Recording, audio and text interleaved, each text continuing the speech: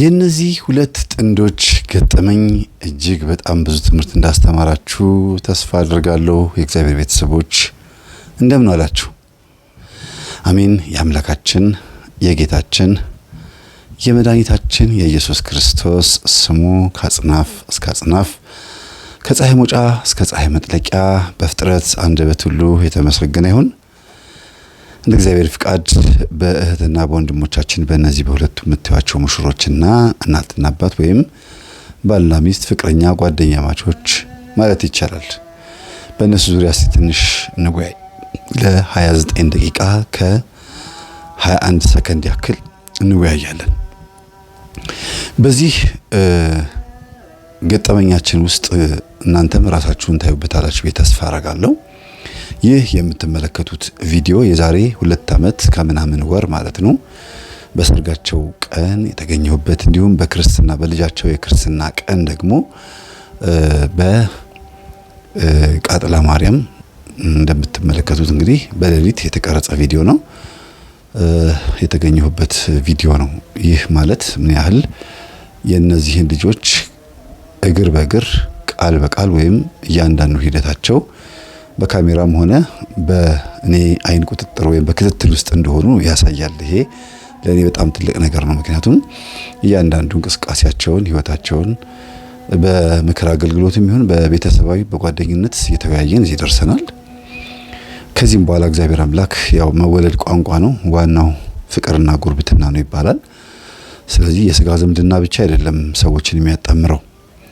በነገራችን ላይ ስጋ ዘመድ በለቅሶ ወይም በሰርግ ወይንም ደግሞ በአንዳንድ ወሳኝ የሆኑ ጉዳዮች ላይ ብቻ ነው ከናንተ ጋር የሚገናኘው። የስጋ ዘመዶቻችሁ የሚያዋጡት ጎረቤቶች እንዲሁም ቅርብ የሆኑ በየጊዜው እየተጠራራችሁ በዝክሩም በድግሱም በለቅሶም በደስታውም በሐዘኑም የምትቀራረቡት ከጓደኞቻችሁ ጋር ነው እና ጓደኛ መንፈሳዊ ወንድምና እህት እንዲሁም ጎረቤት የሁል ጊዜ ቅርብ ደራሾቻችሁ ስለሆኑ አጥብቃችሁ ከነሱ ጋር ሰላማዊ ብትሆኑ የበለጠ ጥሩ ነው የሚል ሐሳብ አለኝ።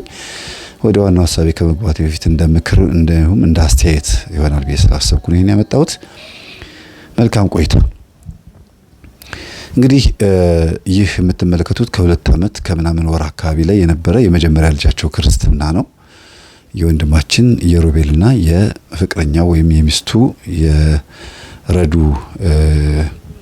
ህይወት ታሪክ በገጠመኙ ላይ ምን ይመስል እንደነበረ ቀንጨብ አድርገው ገልጸውልናል። ከዚህ በኋላ ምናልባት ላይቭ ላይ አንዳንድ መናገር የምንፈልጋቸው ኮሜንቶችን አይተናል።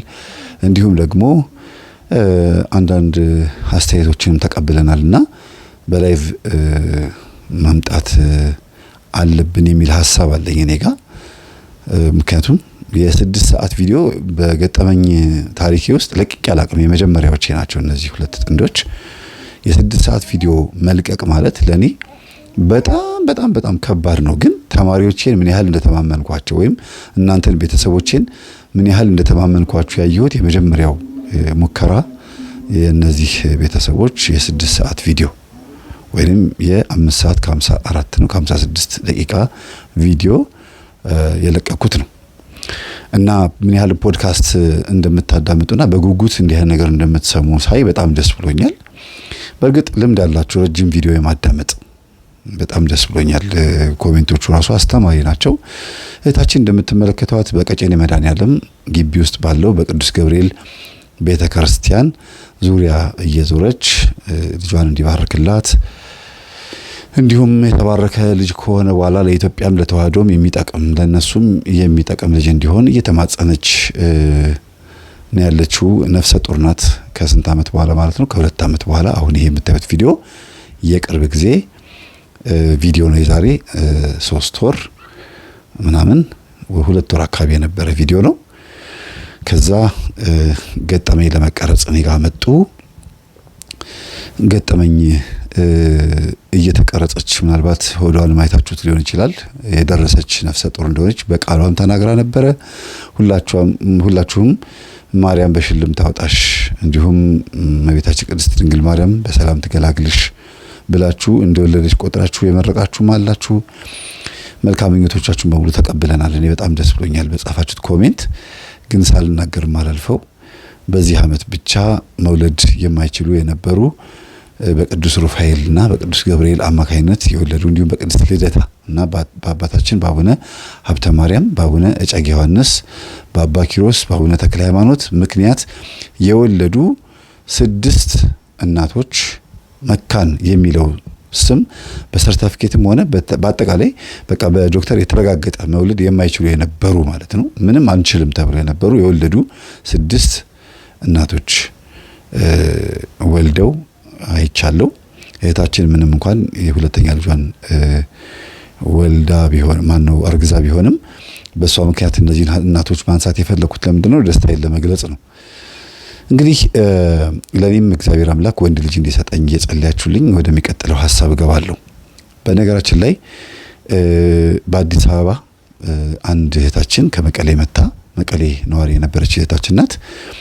ከኦሮሞ ብሔረሰብ አንድ ወንድማችንን ታፈቅረዋለች። ብሔሩን እያወቀች ቤተሰቦቿ እየተጣሏት ልክ እንደ ሮሚዮና ጁሊየት ማለት ይቻላል በጣም ከባድ ጸብ ተነስቶ ሽጉጥ እስከ መማዘዝ ደርሰው በጣም ቤተሰቦች በቃ ጸብ ተነስቶ በፍጹም አይሆንም የሚል አይነት ነገር ብሔር መጥቀስ የፈለኩት ተፈቅዶልኝ ነው።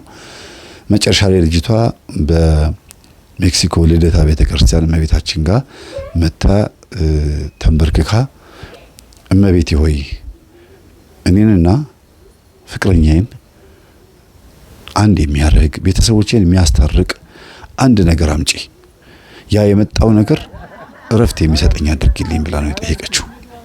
በዚህ አጋጣሚ ይሄ የምታዩት ቪዲዮ ከመውለዷ በፊት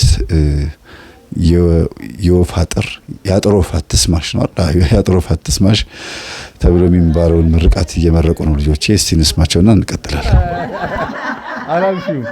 አላልሽም ኖ ረጋ ብለሽ በይው። ያጥሩ ፋትስማሽ ያጥሩ ፋትስማሽ ያጥሩ ፋትስማሽ አረ ሌላ ጥሩ ነገር ተመኝ። ልጅሽን አቅፈሽ ሳሚ። በጣም ደስ ይላል። ማንም ያላለውን በጣም ደስ ይላል። ሌላ ጨመረ። እሺ እንድዬ ደግሞ እንድዬ ልጅ ወለድ እናመሰግናለን።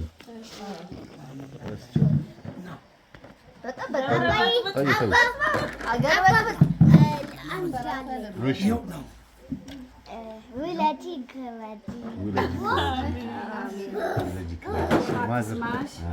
ወለደችን ያሰማን፣ ለቤትሽ ያብቃሽ፣ የሚጦሩሽ የሚያከብሩሽ ይሁኑ።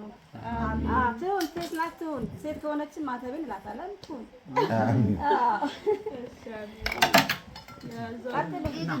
ቀጥል እንዳባት መቀጠል እመቤቴ ሁለት አድርገሽ እመቤቴ ትፍታሽ።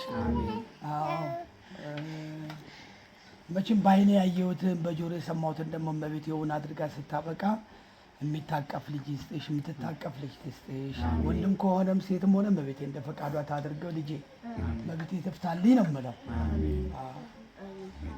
ልጆቼ ይሁኑልኝ። ካላስብበት ነው ያለችው። ራስቸው በሰላም ውለጂ። አሜን። የተባረከ ልጅ ይሁን። አሜን። ቤተሰቦቹን የሚያኮራ ይሁን። አሜን። ወንድ ይሁን ሴት ታውቀን ታውቃ ይሁኑ። ሁለት አይቷታል ማለት ነው። መንታ ናቸው እንዴ? አይ ጥሩ ነው። እናመሰግናለን። እሺ እናታችን እመቤታችን ቅድስት ድንግል ማርያም በሰላም ትገላግልሽ። አሜን። ልጅሽን ለመታቀፍ ያብቃሽ። አሜን። ወልደሽ የምትስሚበት ወልደሽ የምትቀበት እድሜ ይስጥሽ። አሜን። አያት ያድርግሽ፣ ቅድመ አያት ያድርግሽ። አሜን። ልጆችሽ በሙሉ አድገው ወግ ማድረግ ደርሰው አንቺን የሚጠሩ ያድርጉሽ። አንቺንም ባለቤትሽን ጭምር በውስጥ ታዋቂነት ነው። ሃይማኖታቸውን የሚወዱ ሀገራቸውን የሚጠብቁ ትውልድ የሚያከብሩ ቤተሰብ ጎረቤት የሚያከብሩ ያድርግልሽ። ከዚህም በላይ ማህፀንሽን ለምለም ያድርገው። ልጆችሽን አሳድገሽ የምታሳድጊበት ወልደሽ የምታሳድጊበትን እግዚአብሔር አምላክ ይጠፋ ያድርግልሽ። ሴት ከሆነች ከነ በረከቷ፣ ወንድ ከሆነ ከነ ንግስና ይስጥሽ።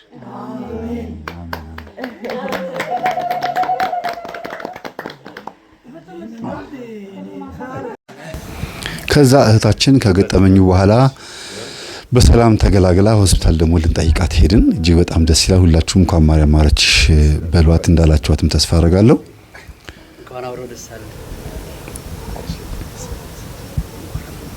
አባቱ ናቸው እኚህ። እንግዲህ እንደምትመለከቱት ሁለተኛ ወንድ ልጁን ወልዷል። አንዳንድ ቤት ሴት ብቻ ይሆናል፣ አንዳንድ ቤት ደግሞ ወንድ ብቻ ይሆናል። ይሄ እንግዲህ የእግዚአብሔር ፈቃድ ነው።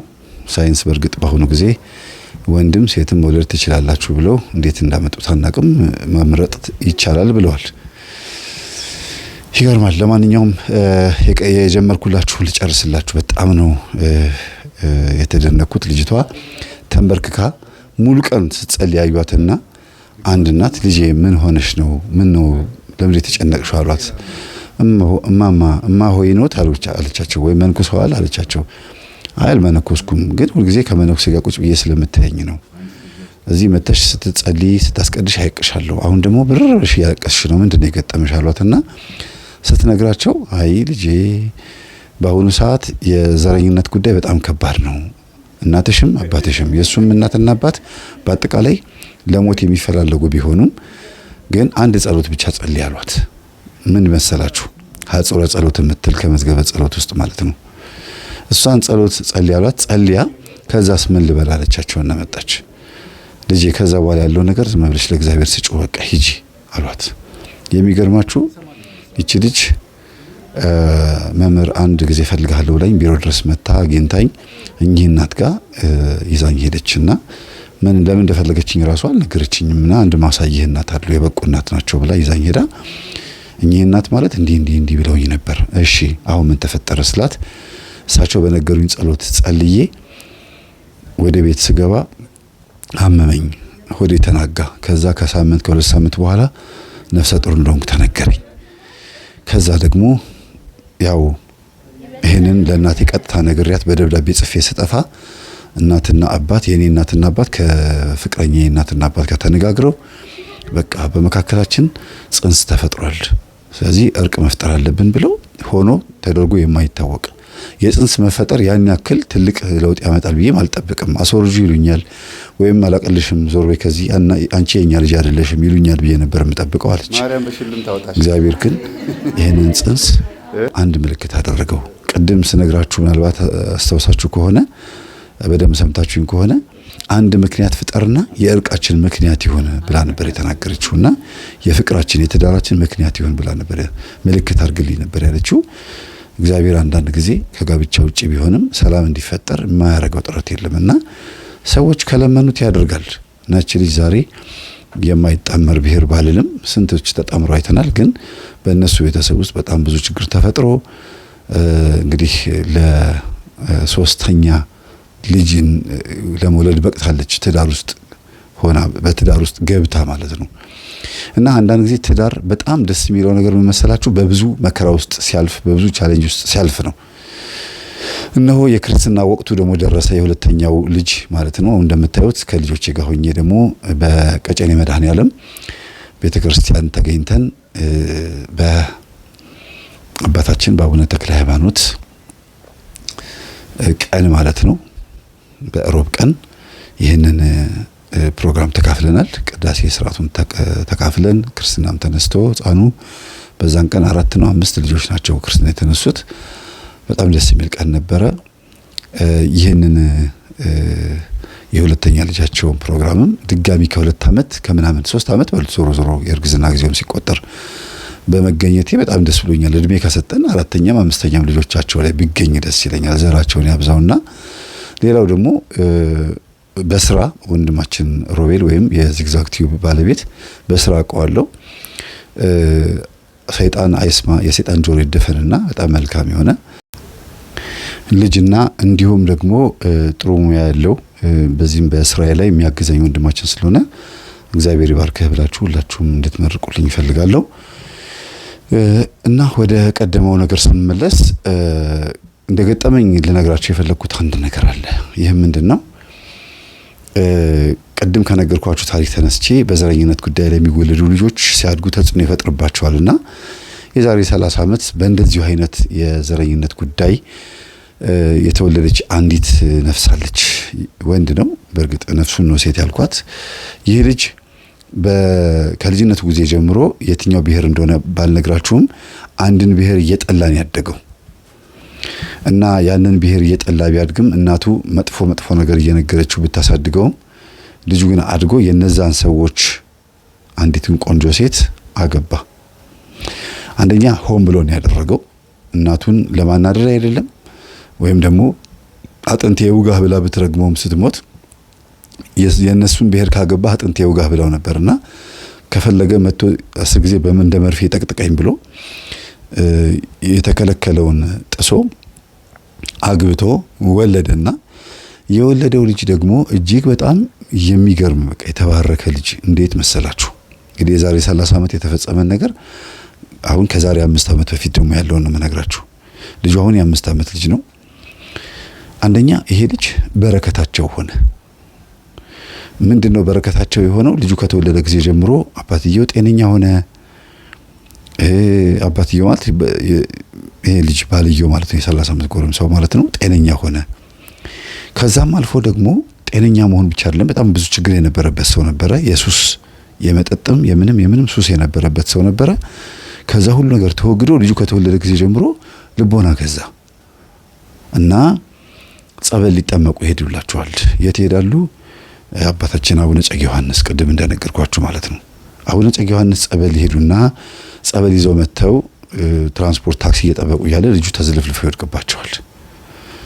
ከዛ ጸበሉን ረጨት ሲያርገው ከራሱን ከሳተበት ልጁ ንቅት ይልና እኔ ከእናቴ የመጣሁኝ የዛር መንፈስ ነኝ፣ የቡዳ መንፈስ ነኝ እና እኔን በፍጹም አታሸንፉኝም ብዬ አስብ ነበረ።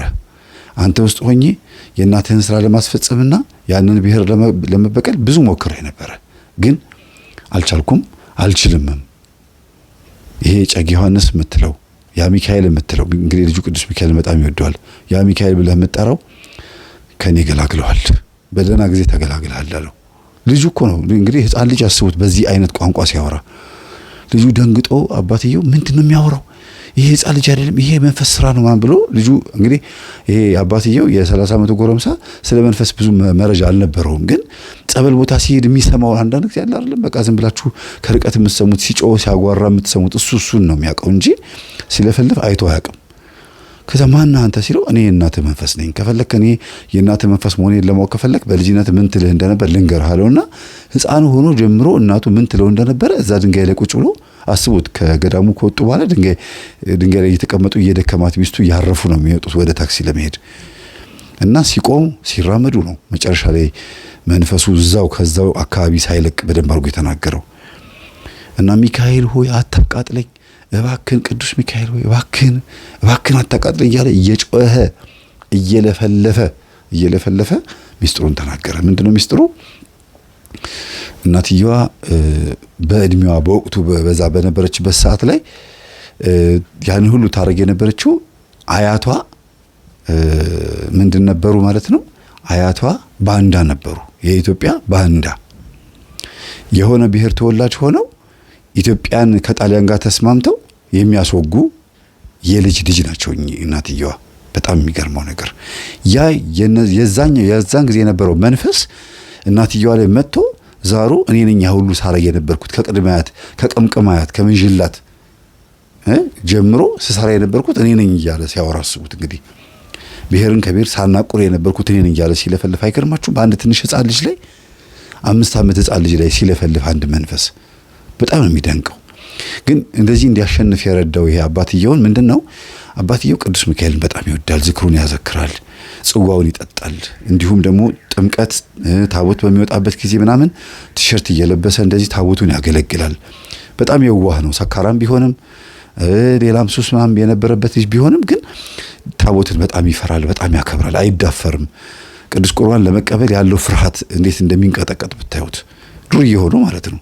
እና አንዳንድ ጊዜ ፈሪሃ እግዚአብሔር የሚባለው ያለው በማን ላይ ነው ተብሎ ቢጠየቅ በማን ላይ ይመስላችኋል? እስቲ ተናገሩ። በአገልጋዩ ላይ ነው ወይስ በምእመኑ ላይ ነው ወይስ በዱርዬው? በየትኛው ሰው ላይ ነው ፈሪሃ እግዚአብሔር ያለው? ቤተሰቦች እና እዚህ ህፃን ልጅ ላይ ሆኖ ለፈለፈ። እኔ ከእናትህ የመጣሁት በዚህ አይነት ጥላቻ ነው፣ ዘር ማንዘርን እንድጨርስ በእርግማን መልክ የመጣው ነኝ አለ። በእርግማን መልክ በቃ እና እንዲህ አይነት ከልት ወይ እንዲህ አይነት አምልኮ ቡና እያፈሉ እንዲህ አይነቱ መንፈስ እየካደሙ ለእናት ደግሞ ማነው ለልጅ ደግሞ እናት ጡት የምታጠባው ጡጦ የክህደትና የዘረኝነት ጡጦ ነው ማለት ነው። የምታጠባው የዘረኝነት ወተት ነው የምትግተው፣ የዘረኝነት ጡቷን ነው የምታጠባው የነበረው ደረቷ ላይ ለጥፋ። ልጁን ግን ቅዱስ ገብርኤልና ቅዱስ ሚካኤልና አባታችን አቡነ ጽጌ ዮሐንስ ረድተውት ዛሬ ላይ ለመመስከር በቅቷል ማለት ነው። ይሄ ምስክርነት እንደ ቀላል የሚታይ ምስክርነት አይደለም። አስቡት እንግዲህ አይ በቃ ጸበል ደርሼ ከተመለስኩ በኋላ ብሎ ተስፋ ቆርጦ አንድ ሰው አንገቱን ደፍቶ ወደ ቤቱ ሊመለስ ሲል አቡነ ጽጌ ዮሐንስ ተመለስ ብዙ ተአምር ታያለህ የሚል ምልክት በልጃቸው ላይ ሲያሳዩ ይሄ ሰው እንዴት ነው ወደ ኋላ የሚመለሰው? አስቡት። እንዴ አባቴ ብሎ ወደ አባታችን ወደ አቡነ ጽጌ ዮሐንስ ይመለስና ምንድን ያሳዩኝ ተአምር በዚህ ሕፃን ልጅ ላይ በዚህ 5 ዓመት ሕፃን ልጅ ላይ የለፈለፈው መንፈስ እውነት ከእናቴ ላይ መጣ እንደሆነ አምኛለሁ። ምክንያቱም እኔና እናቴ ብቻ የምናውቀው ሚስጥር እናቴ ለእኔ ብቻ የምትነግረኝን የነበረውን ዘረኝነት ስታበላኝ ስታጠጣኝ የነበረውን ስትግተኝ የነበረውን ክህደት በአጠቃላይ ልጄ ላይ ሆኖ ተናግሯል መንፈሱ። ከዚህ በኋላ መንፈስ ምን እንደሆነ እንዳውቅ እርዱኝ ብሎ ይላቸዋል። ከዛ ከንቱ ውዳሴ እንዳይሆንብኝ መቼም ጸልዩልኝ፣ እኔ ኃጢአተኛና በደለኛ ነኝ። በህልሙ የኔን ገጠመኝ ስታዳምጥ የነበረች እዛው ጸበል ቦታ ላይ ስታዳምጥ የነበረች ልጅ ያሳያትና እንካይንን ትምህርት አዳምጥ ብላ ድንጋይ ነው የምትሰጠው። ድንጋይ ማለት ጠንከር ያለ ጠጠር ያለ ድንጋይ፣ ድንጋዩ ላይ ግን ገጠመኝ የሚል ጽሑፍ ተጽፏል ነው የምትለው። እንግዲህ ይሄንን የተነገረኝን ነው የምሰማው፣ ሰውየው የሚነግረኝን። ከዛ የሚገርም ነው። እስቲ ይሄንን ፕሮግራም አይተን እንመለስ። ግፍ የሚሆነው እንጀራውን ስትደፊው ነው እንጂ ምንድን እውነቴን ነው። ሰፌድ ላይ ኖረ ሰፌድ ላይ ነው የሚደረገው። እንዴ እቺን ማት ነግረኝም ለኔ ሰፌድ ላይ ነው የሚሆነው።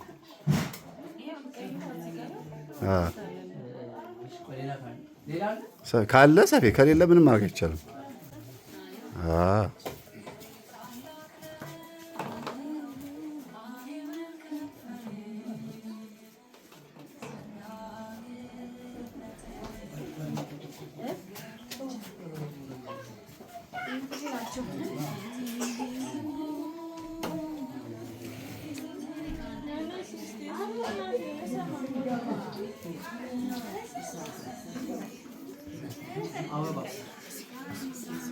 እሺ እልል በሉ አንዴ። ምንድን ነው ከብለል ከብለል።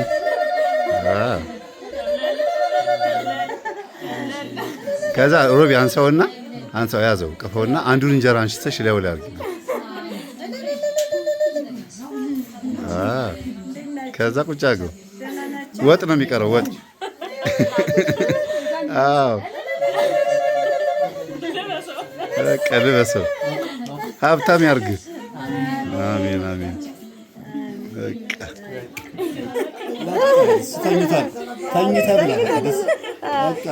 ተኝታ ብላ ነው እና እንዲህ አይነት እንጀራ ይስጠው። በቃ ሌላ ምን ይላል? እና ሲነጋ ጠዋት ልጅቷ እንደምን ብሎ አፈላልጎ እንዲህ አይነት ድንጋይ ስትሰጪኝ አየሁኝ ሲላት፣ አይ በጆሮዬ ሳዳምጠው የነበረውን ትምህርት ነው እንድታዳምጥ አቡነ ጽጌ ዮሐንስ የጋበዙህ ብላ እሷም ትምህርቱ እንዲያዳምጥ ትሰጠውና ለአንድ ቀን ዛሬ አይደል የምትውለው አለችው። አዎ ነገ እስክትሄድ ድረስ አዳምጠውና ትሰጠኛለህ፣ ለሁለት ሆናችሁ አዳምጡት ብላ ስልኳንም ኢርፎኗንም ትሰጣቸዋለች። ከዛች ልጅ ወደ ጸበሏ ትገባለች። ለዛን ቀን እረፍት ታደርጋለች ማለት ነው። እና በጣም የሚገርማችሁ ነገር ገጠመኝ ማዳመጥ ከጀመረበት ጊዜ ጀምሮ ማለት ነው ለምን በድንጋይ መሰሉት ገጠመኝ ይሄንን ገጠመኝ የሚባለውን ትምህርት በድንጋይ ላይ ቀርጸው አቡነ ጽጌ ዮሐንስ ለምን አሳዩኝ ብሎ ሱባኤ ገባ። ከዛ እንደ ድንጋይ የጠጠረ በጣም ከባድ ትምህርት ለማመን የሚከብድ የሆነ እንደሆነ እያመነ ሲመጣ በጣም ሲከብደው ሚስቱን እንግዲህ ያገባት ያልኳችሁ ሚስቱን እንግዲህ ሆን ብሎ አይደለም እስቲ ምንድነው ብሎ ጸበል መርጨት ይጀምራል። ቤት ውስጥ መስገድ መጾም መጸለይ ይጀምራል። ከዛ በጣም የሚገርም ነው መንፈሷ ፈነዳ። ረበስማ በቃ ማለት ሲናገር ሲለፈልፍ የነበረው ነገር ብትሰሙት በጣም ትደነግጣላችሁ። እኔ ኦዲዮን ሰምቼው ጻድቁ አባታችን አቡነ ጽጌ ዮሐንስ በድንጋይ መስለው በዚህ አጋጣሚ ይሄ የምትመለከቱት የሚቆርሰው እንጀራ ህፃኑ ልጅ ሲንከባለልበት የነበረውን እንጀራ ነው። ይሄ ባህል ቅዱስ ትውፊት ይባላል። ክርስትና ባህል ውስጥ ካሉት ባህሎች ውስጥ አንዱ ነው። ሃይማኖታዊ ባህል ይባላል እና ልጁ እንጀራ እንዲወጣለት የተባረከ ኑሮ እንደሚኖር እናትና አባቱ እንዲጦር ኢትዮጵያንም ተዋህዶንም እንዲጠቅም የሚመኙት ምኞት ማለት እንጂ እንጀራ ላይ ማንከባለል ግፍ አይደለም። ምንም ከሌላ መጥፎ ነገር ጋር እንድታገናኙት አልፈልግም። እና ሚስትየዋ ላይ ሆኖ ሲጮህ የነበረው መንፈስ ምን አይነት መንፈስ እንደሆነ ለመናገር ነው ራሷን በጣም ከበደኝ። እና ካገባ ሰዓት ጀምሮ ልቧን ድንጋይ አድርግ የተባለ የዘመድ መንፈስ ነው የተላከው። የሚገርማችሁ የእናትየዋን ሐሳብ የሚያስቀጥል የእናቱ ዘመድ መንፈስ ዘመዶቹም ጭምር ናቸው በጣም ብዙ ችግር ሲፈጥሩ የነበሩት በዚህ ጉዳይ ላይ። እና ልቧን ድንጋይ አድርግ ባልየው የሚነግራትን ነገር እንዳትሰማ ግትር እንድትሆን በጣም በቃ መጥፎ ማንነት እንዲኖራት አድርግ ተብሎ የተላከ መንፈስ በልቧ ላይ ተቀምጦ ነበረ። ቀን ጠብቆ ተረክ ብሎ ሊነሳ ከዛ ደግሞ አመጽ ሊፈጥር የታሰበ እንዲሁም የእናቱን መሐላና የእናቱን ያንን ቃል ኪዳን የማይጠብቅ ከሆነ ልጁ በገዛ ሚስቱ ተገድሎ እንዲሞት የተረገመ እርግማን ነው። እርግማኑ በድንጋይ ተመስሏል ማለት ነውና ላዩ ላይ ገጠመኝ ተብሎ ተጽፏል። መንፈሱ ሲለፈልፍ በጣም ነው የደነገጠው መጮህ ሲጀምር። አባቱ እየመረቁት ነው። በዚህ አጋጣሚ ወንድማችን ሮቤልን ሁላችንም በዛ ቦታ ላይ መርቀናል የቻለውን ያክል። ሚስቱም ወይም ደግሞ ባለቤቱም መርቃለች፣ እናቱም መርቀዋል። ያው ምናልባት ድምጹን የዘጋሁት እኔ እያወራሁ ስለሆነ ነው። እኚህ የምታዩቸው እናቱ ናቸው። የተባረኩ ቤተሰቦች ናቸው። እግዚአብሔር ይስጥልን። ቅርብ ጊዜ ደግሞ የእናትና አባቱን ቁርባን እናሳያቸዋለን። እናትና አባቱ እንዲቆርቡ እያዘጋጀናቸው ነው። ወንድማችን ሮቤል እናትና አባቱ እንዲያስቆርብ ብዙ ጥረት እያደረገ ነው ያለው።